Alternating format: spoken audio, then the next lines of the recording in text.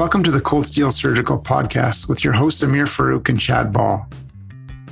The tremulous surgeon seems like such an oxymoron, an impossible paradox. The reality, of course, is that many surgeons have a tremor. Our discussion on this episode with Lilli Cooper on tremors was a wonderful exploration of performance anxiety in surgery. Lilli Cooper is a plastic surgeon in the UK and produced a fabulous segment for the BBC on tremors in surgery. We caught up with her to talk about what she's learned about tremors and the insights she has on performance in surgery. You can check out all the work she has done on surgery and coaching at her website, lillicooper.co.uk. Ms. Cooper, thank you so much for joining us on the Cold Steel Podcast today. It's really an honor to have someone like yourself from across the pond, so to speak, join us on the show and talk about a variety of things, but particularly about tremors in surgeons and performance anxiety in surgeons. So thank you so much again for spending the time with us. Thank you so much for inviting me. Can you tell us a little bit about yourself? Where did you grow up and where did you do your training? Yeah, so I'm based in the UK. I was born in South London and then moved to Bristol where I grew up. And I had a bit of a circuitous route to surgery. I spent a couple of years between school and uni deciding what I wanted to do and pursuing various interests like diving. I was a dive master for some time and various other things. And then I ended up going to uni in Australia because I've got dual nationality through my mum. And at that point, I just had such broad academic interests. I couldn't really settle on one thing. So I did a Bachelor of Arts and Sciences at Melbourne and ended up majoring in anatomy and physiology and then decided to go to med school. And I came back to the UK for that and went to Birmingham. And then I did my house jobs in Bristol, core surgical training in London, and then plastics training, mainly in London, but we do move around a little bit. And I finished that last year and I'm now in the post-training fellowship phase. That's fantastic. And the real question is, which football team do you support? Well, we're spending a little bit of time up in Liverpool because my partner's just got a locum consultant job up here. So I'm told I have to support Liverpool Football Club, although Everton is a very close second. So Liverpool officially, but I have to say I've never really been a massive football fan, so I'm a bit fickle. Tell me a little bit about the dive master part of your life. How did you get into that? And how do you think that influenced some of the work that you do today? Yeah, it's interesting. I've never really considered that it did, but I do think it certainly reflects my interest in how bodies work. And I suppose diving was probably my first informal introduction to mindfulness as a concept because, you know, it's such a mindful sport and place to be. I've always been fascinated by how bodies and minds work and how we can control them. So the two-way street of that process. And certainly during that training, I learned a lot about bodies and working with people who were learning to dive. I learned a lot about different people's minds and fear and anxiety. And so, yeah, maybe it was a kind of prequel in a way. Yeah, because you know, every time I think about diving, like, even though obviously you don't just get thrown in the pool, there's a whole series of modules and things that you have to work through, and it's a very safe thing for people to do. But just the thought of being in the water and, like, you know, correct me if I'm wrong, but I'm told that one of the things you have to do is actually take out your respirator and put it back in the water so that you know how to do that. And like, that's such an exercise in controlling your own fear and anxiety. Yeah, it's true. Obviously, one of your passions clearly is performance. And how do you coach that? And you actually act as a personal coach for folks and offer that as one of the things that you do for people. Tell us a little bit about how you got into that space. Well, I think really it started for me when I was second year registrar and was starting to operate a lot more on my own. And I started to really struggle with performance anxiety, but no one really talked about it. And I developed a tremor that was a real problem. And it was really embarrassing, apart from anything else. You know, having always been someone who, as I think a lot of surgeons are, had a body and a mind that would do what I wanted it to when I wanted it to. Suddenly it was doing something that was completely stopping me doing what I was trying to do. And I couldn't figure out how to control it. And I became very interested in the process of performance anxiety, tremor, and manifestation, but also how we can learn to manage it and what other professionals do. Because there's so many performance areas of work where people routinely must have to control their tremor, like professional sport, like bomb squad technicians and the military and puppeteers and engravers. And, the list just runs on and on and on.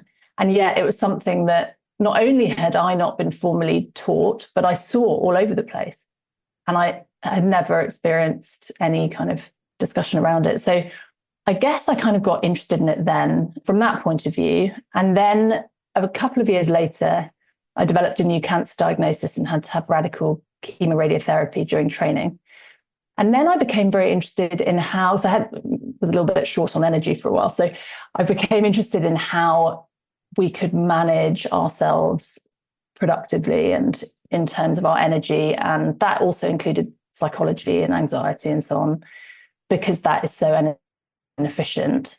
And it was at that point I trained as a coach, because I became aware that there was just so much understanding in that realm outside of medicine too, in executive coaching and other professional coaching. And I became very conscious that there seemed to be a need within surgery for that kind of support at a one-to-one level, not as a specifically remedial thing, in fact, but I truly believe that in producing elite surgeons and happy, fulfilled surgeons that can continue what they're doing, should they choose to, for as long as they want, it's just fundamental training that we should all have access to. It's so interesting, right? Because there's almost this trope, right, within popular culture about the surgeon with a tremor, right?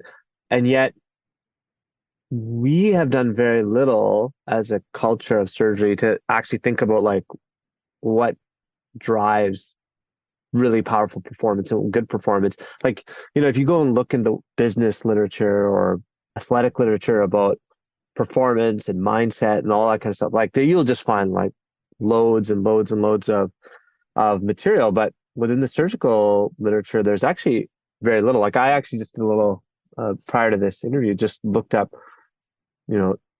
reviews on tremors in surgery, and there's actually remarkably little. So that's just a fascinating little, almost the irony or paradox that you kind of stumbled upon. Can you tell us a little bit, like what was the moment, if it's not too personal question, but what was going on when you started to notice that you yourself had a tremor? Oh, I remember it so clearly. I was just totally happy operating away, doing some micro joining, doing an arterial anastomosis. And a consultant who I absolutely adore, who's like my mentor, and who I really respect technically, walked past and just looked at what I was doing and said, "Beautiful stitching." And I just fell to bits, and I just started shaking. And it was so frustrating and weird and kind of quite, it was obviously a sort of stress response, but I kind of almost laughed about it, which probably, now that I understand what I do, was probably quite a regulating thing to have done naturally, but I didn't understand it. And then I became so anxious that it would happen again that it did. That thing, isn't it? Don't think about a pink elephant. And you just immediately, all you can think is, so you're like, don't shake, you shake. It was Joanna, who was the consultant neurologist on the Radio 4 show. We were chatting after we'd recorded. She said that brains find it very hard to process negation words.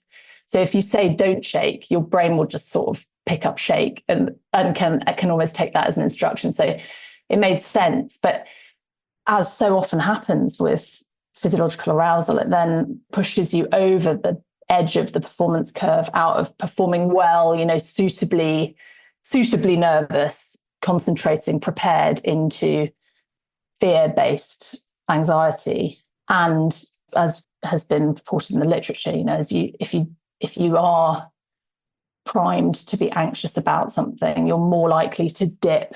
The Yerkes-Dodson curve has been now modified to show a kind of dive off for people who are already worried about something. So it can take very little for it to impact your motor control significantly if you do develop a tremor. And of course, tremors aren't the only issue with performance anxiety. There are cognitive issues, emotional issues, access to lots of our prefrontal cortical function can become impaired, and that has impacts around judgment and teamwork and all sorts of things. So I do think it's a problem, and I've seen it a lot in colleagues, but also people coming up to the exam, learning and not being able to access facts and so on. So yeah, it's a fascinating thing. But for me, there was a very discrete start.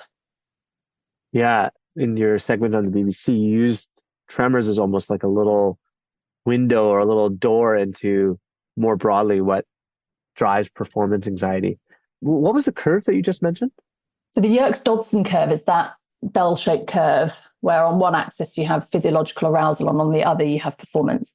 And the idea is that you need a certain amount of arousal to perform. And of course, the flow state, which is all of our holy grail, is a mixed autonomic state. And there is a certain amount of sympathetic activity.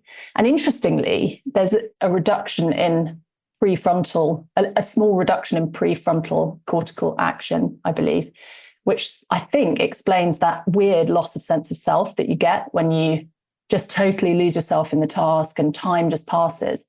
But then if you tip too far into anxiety, that's when the amygdala fires up and the prefrontal cortex, it's like a seesaw. The prefrontal cortex becomes almost inaccessible for hormonal and neurological reasons.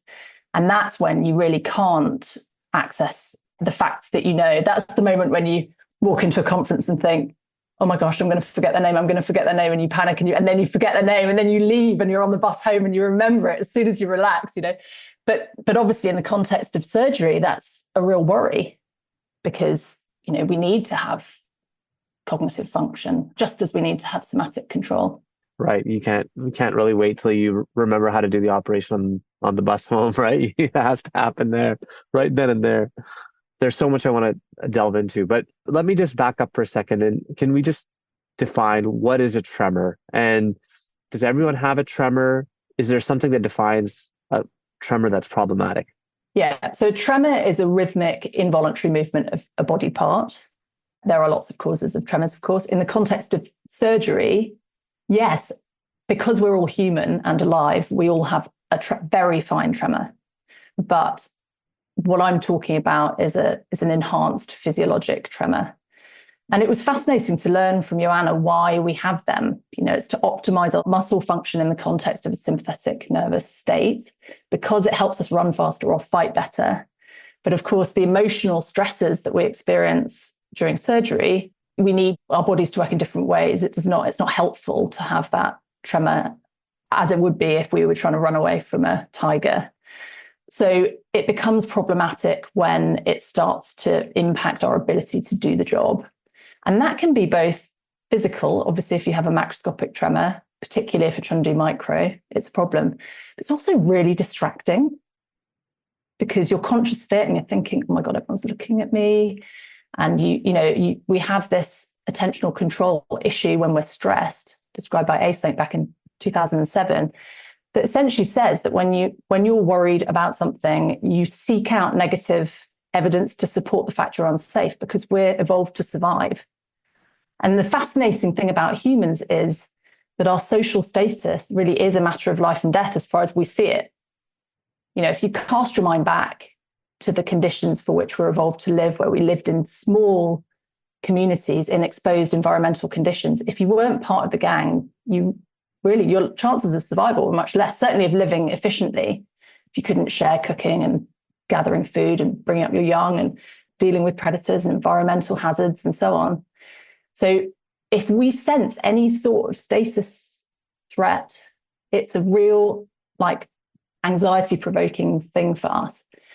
And as people who normally have got their social credit through hard work, being good at things, being self-sufficient, not making mistakes, as a lot of surgeons have, it's really threatening when you're being socially judged, particularly if you're learning something and maybe you're worried that you might not do it that well, or if you think you should be able to do it really well.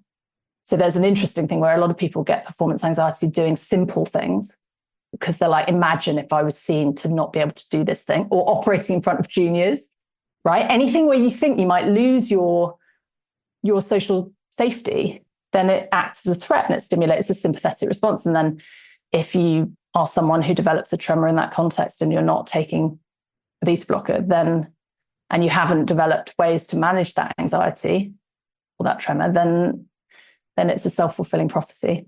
So yeah, long answer. In the context of surgery, it's normally an enhanced physiological tremor that is seen.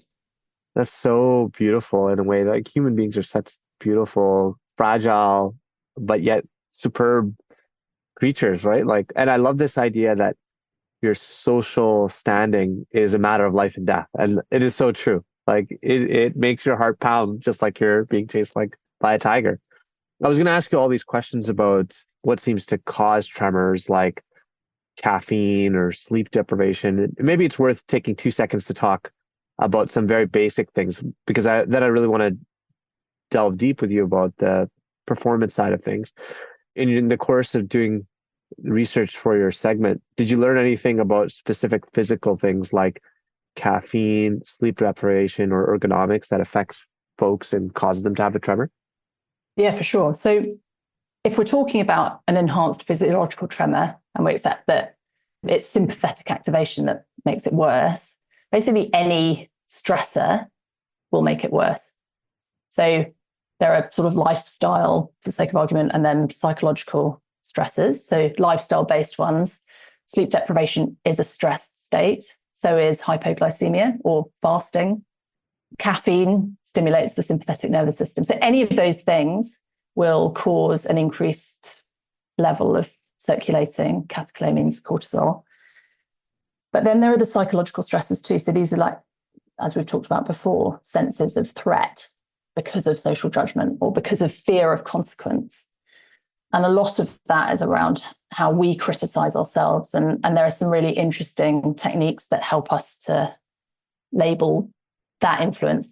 Steve Peters did a lot with the chimp paradox, famously, with a lot of sports people around this. Fatigue, definitely too. So the longer you operate for, the higher the risk of tremor. And ergonomics are interesting for two reasons, I guess. One is poor ergonomics can contribute to physical fatigue, but also the longer the lever, the worse the tremor. So a lot of people, when they get a tremor, you'll watch them palm their instruments or rest their hand, rest their wrist, because it shortens the lever and therefore it reduces the movement. A lot of people might put a blade onto a scalpel handle by hand or mount a needle by hand in extremis because it's so much shorter than trying to do it with forceps. That's interesting. My dad, who was also a surgeon, I don't think that he gets tremors very often, but he said if you get really tired, sometimes he would actually get the nurse to put their arms and he would actually rest his hands on the nurses. So that's really interesting that's clearly something that happens for a lot of people, is shortening the lever. Yeah. Definitely. But also just muscle fatigue. We have a sympathetic surge from rigorous exercise. And if you exercise in the morning, a lot of people will report a tremor. It also doesn't help that we're naturally, because of our circadian rhythm, we naturally have more cortisol circulating in the morning anyway. But if you've been hauling or gently pulling on a retractor for a long time, for instance, as often happens with cancer resections before free flap microsurgery, then simply the fatigue, as well as the operative length of time and potentially the ergonomics, can all contribute in that context. So are you saying that surgeons shouldn't exercise or drink coffee in the morning before their first case? We're going to lose a lot of listeners. We're going to lose a lot of listeners after I know. I think it totally depends on and not everyone gets a tremor at all. So I think it depends on your physiology and what works for you. Right. So these are all sort of generalities, but it's for an individual person that may or may not be the case. One of the fascinating paradoxes, again, I think specifically when you look at tremors and performance and looking at it through that lens, is we've all worked with surgeons who are towards the end of their careers, and you can notice a fairly significant tremor, but it doesn't seem to actually impact how they perform. In fact, if anything, they're some of the more skillful. I'm thinking one of some of the senior surgeons that I know that I've worked with, where you can see that they have a tremor, but in fact, they're some of the most efficient surgeons that in terms of the way that they operate and the way that they get things done. And the tremor actually doesn't seem to really impact things at all. So I have two questions. One is, do tremors get worse with age? And how should that sort of affect the way that we think about older surgeons operating? And the second question is, do tremors actually impact outcomes? or is that again very dependent on the scenario?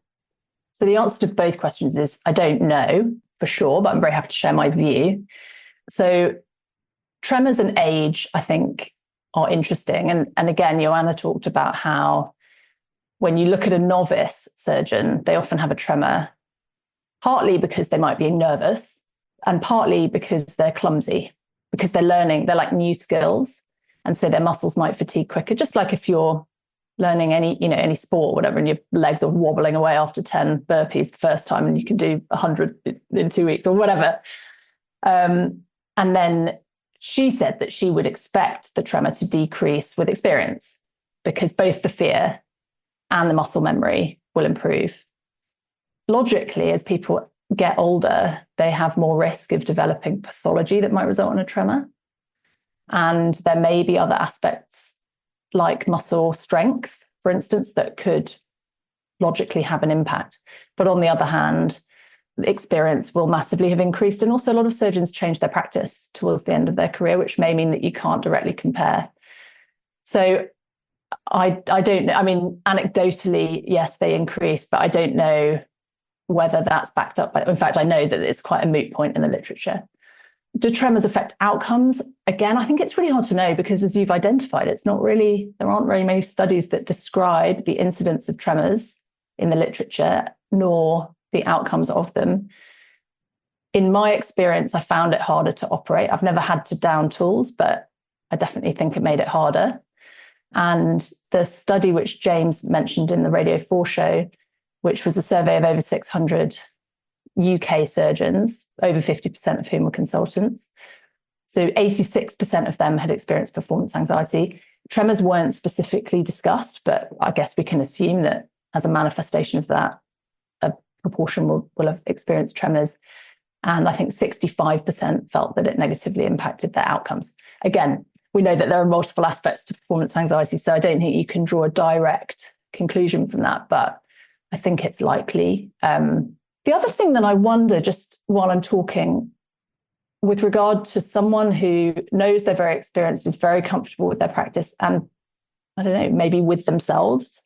I think one of the reasons tremors cause such a problem, as I've said, is distraction. And when it's not talked about and when you feel ashamed of it, I think you resist it quite hard, and that can make it worse, but make its cognitive impact worse.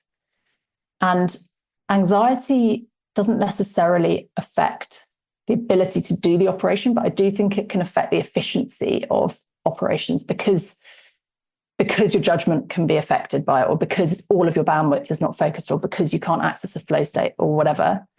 So I wonder whether that's another reason why a tremor at different stages of your career and of your personal development and comfort and self-awareness maybe might have a differential impact on your actual ability to do the thing. Right. You can operate in spite of it in a way, or it doesn't necessarily affect. Yeah. And if you're not stressed by it, then it doesn't really bother whatever. It's just a thing that you learn a technique to kind of mitigate. You might hold your instrument differently or just, I don't know. Totally. We've been talking about this in various different ways, but I like I said, I think one of the wonderful things that I enjoyed about your segment for the BBC was how you used tremors as a lens to talk about a bigger issue, which is performance anxiety. And there's obviously so many parallels and so many different other fields that we can draw upon to understand how we might mitigate performance anxiety. What are some of the things that have come out from your work in this area that you think that we should all be doing as surgeons to try to help with performance anxiety? Because I think all of us feel that to more or less degrees. I certainly, as a new attending, certainly felt that all the scenarios that you talked about, like operating in front of junior residents, really tough case, being fatigued, it all contributes in different ways, and we all experience those things at different moments in our career. So, what are some of the things that you've kind of drawn upon or learned about in the course of your work? Well, I think the first thing is just normalizing it and talking about it and just accepting that, as Emma said, who's a professional rugby player as well as a surgical trainee, she said, just like if you had an injury, you'd be expected to go to whoever you had to go to, physio or surgeon or whoever had to sort it out. If you have an aspect with the psychological If you have an issue with a psychological aspect of your game, you'd be expected to sort it out, and it would be talked about, and you would have the support there to do it. And I think just simply that, like acknowledging that it's almost ubiquitous, just like the imposter phenomenon, which was so eloquently talked about in the podcast of yours that was just aired by Dr. McCall and Dr. Nitch. I think it's something that all humans are vulnerable to. We're all humans. There's been loads around, we want surgeons to be humans, not robots, all that kind of, that concept, comparing generations of surgeons and so on in the press. And yet, if that's what you want, you've got to accept the flip side of it. We are all human. We are all complex, as you say, fragile, exposed to enormous stresses at work. The nature of work that we do is so important and so rewarding, but so potentially stressful. And we're surrounded by other people who are going through the same thing, and humans regulate and dysregulate each other. So you have all of that as well. And I just feel like we should honor that and recognize it and support it, almost celebrate it, And the other part of it, which I think other areas of professional performance are much better at, is recognizing that we're all different to each other. I spoke to a really senior sports coach as part of preparing for Radio 4, and he was like, every new person I bring in, I sit down with them, I do personality trait assessments, I do state assessments, we work out where they go when they're stressed, we work out a personalized pressure plan, we work out their whole life, like their regulation, their connection with the people they love, their basic habits, nutrition, sleep, hydration. We work out their self-esteem. Do they know that they deserve to be there? We work on their mindset. So they go into every game with an optimistic mindset. And through confirmation bias, it's likely that their outcomes will be better. We work on, for them, is their best performance habit. So I think as surgeons, we're quite guilty of using outcomes as markers of performance. And that can go both ways, right? I mean, there are so many factors affecting a patient outcome, good and bad. You can have an excellent outcome that you really probably didn't deserve. And you can have a really poor one that's absolutely, does not reflect your effort or performance. You said, we develop process-based outcome measures with my teams. And if my team is, whatever their thing is, focused, trusting and connected throughout the game, whether they win or lose, then that's an excellent game. I think there's so much we can learn around supporting performance from these other areas that would reduce our stress and would increase our ability to deal with it. And I think only once you've got those sort of distractions under wraps can you really focus on elite performance, which individuals do through their own efforts, but I'm not sure we're systemically supported. And of course, final thing, which is absolutely overwhelming in sport and is certainly true for us, is it's not just individual factors, it's team factors, and it's the ecosystem within which we work. So I know that I've talked a lot about individual aspects, and I am conscious of that and of the shortcomings of that, but it's also within our control as individuals, and I think that's really important too. Again, there's this deep irony in that, like sports, where someone, and I love sports, but frankly, it's someone putting a ball into the back of the net, right? Nobody dies at the end of that. But there's such a level of sophistication with which athletes are approached. And yet, unfortunately, we don't necessarily have that, at least where I work or where I've trained, we don't necessarily have that level of sophistication in terms of sorting out how we individually handle things. I can hear the responses from some of the folks in our listenership who would be saying, well, you know what the answer is, right? The answer is you got to operate more. You got to do more. Like, the reason why people get performance anxiety is that they haven't done 1,000 cases. And once you've done your 1,001st case, the performance anxiety goes away. Like, it's just a matter of, you guys are just talking around and around about performance, yada, yada, yada, and train. I could generate a script for you. So what's your response to the idea that, well, maybe it's just simply a matter of volume?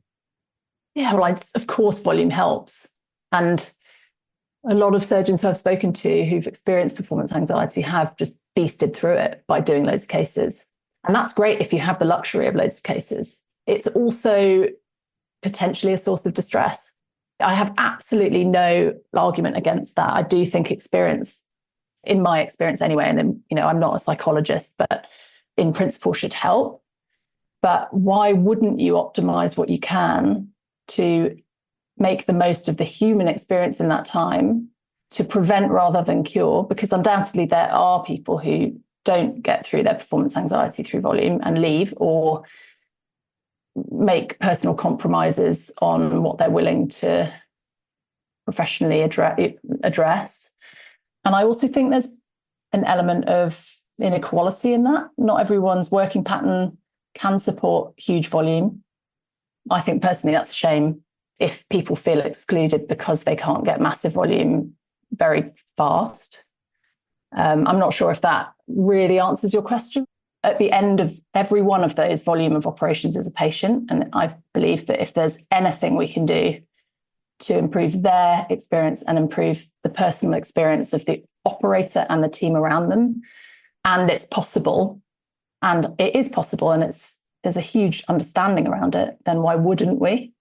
Yeah, and my response would be like, well, do you have to lose 1,000 games first? Not that we're saying that 1,000 patients would be harmed, but someone would have to suffer through 1,000 cases of them feeling really terrible. If there's better ways of addressing that, I think that, to me, that makes total sense. I certainly don't want to suffer feeling like, oh my God, how am I going to get through my next whatever case it is, right? Yeah, well, and again, harping back to your last podcast, it's true. You don't want to be dreading your next operating day. You want to enjoy your life. You don't know how long it's going to be. And that's actually another really interesting point, I think, when we're like self-managing. So there are certain states that I don't think can coexist very comfortably with anxiety, just like nausea and hunger can't really coexist very comfortably. And joy is one word that comes up again and again.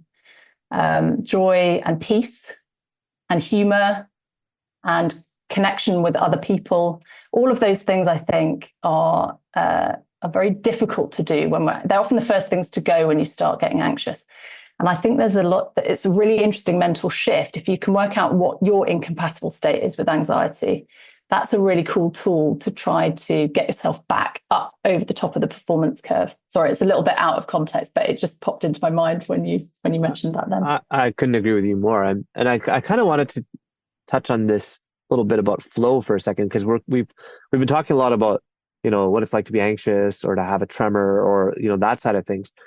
How do you actually get to that state where you're in a flow? And what does that mean for a surgeon to be in a state of flow? I've often wondered, like, if you're in a state of, well, maybe first you can define what that state of flow is, but if you're in that state, is that actually a good thing for a surgeon to be in? Does that mean you're not aware of what else is going on around you in terms of like what else is happening with the team?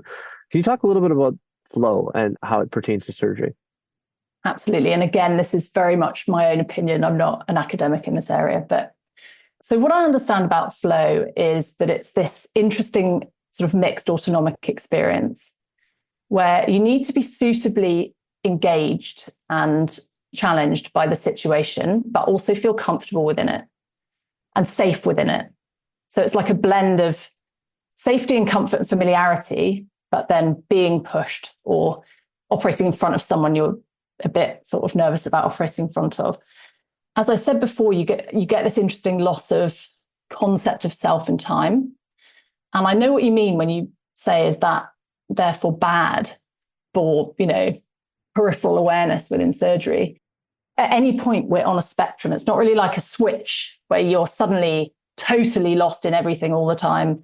And then you're suddenly like completely peripherally aware. And I think even in a state of flow, I'd love to know the answer from one of your audience members, but I think we still have a lot. I think we still have more peripheral awareness than when we go into a state of anxiety and real tunnel vision and self-focus. So I think there's probably enough peripheral awareness for safety, and certainly a lot of people describe flow as the kind of end game. So that would corroborate that, I guess, because I imagine their judgment of that as a process might, in retrospect, be slightly marred by any bad complications. So I do want to ask for some practical things and practical tips maybe specifically focusing on tremors and then maybe a little bit of more generally about performance anxiety. For someone who, let's say, notices they have a pretty significant tremor and it's interfering with their performance in the operating room, what are some things that folks can do or folks can try, whether that be medication or otherwise? So I think there are tools to use in the moment of tremor. And then there are broader contextual things. And again, this is in the context of individual interventions. I'm not talking about team and ecosystem, although they're both really important. Well, first of all, there are tremors, and then there's performance anxiety, and sometimes the Venn diagram overlaps. So I would exclude causes of tremor that we understand to be stressors. So are you eating properly? Have you drunk enough water? Have you had loads of caffeine? Have you just done a massive workout? Are your muscles tired? Can you support yourself ergonomically? And in the moment, there can be some very useful kind of vagal maneuvers that you can do that just help, I think partly through vagal stimulation, but also probably through mindfulness, help you to feel less threatened by incoming stimuli and can help reduce the tremor for individuals.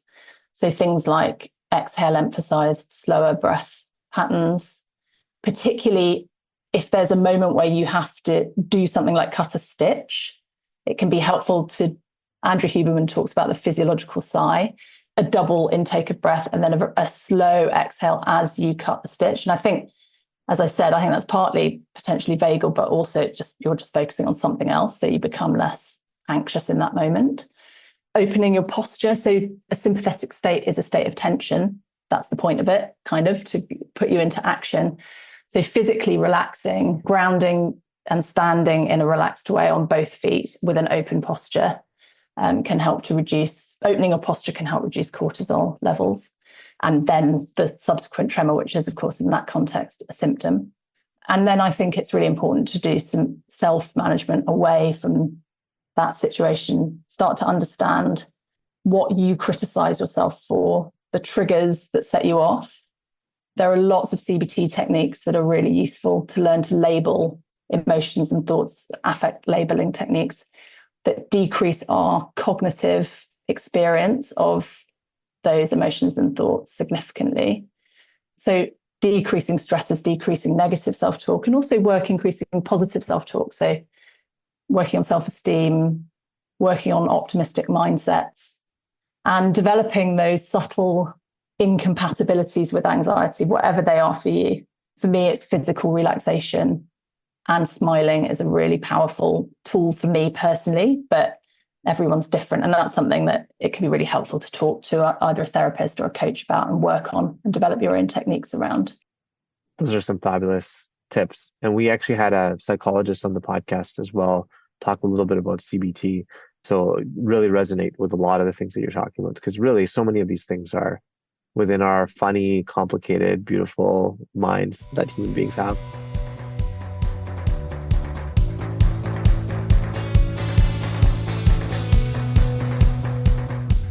You've been listening to Cold Steel, the official podcast of the Canadian Journal of Surgery. If you have comments or questions, please email us at podcast.cjs@gmail.com. Thanks for listening.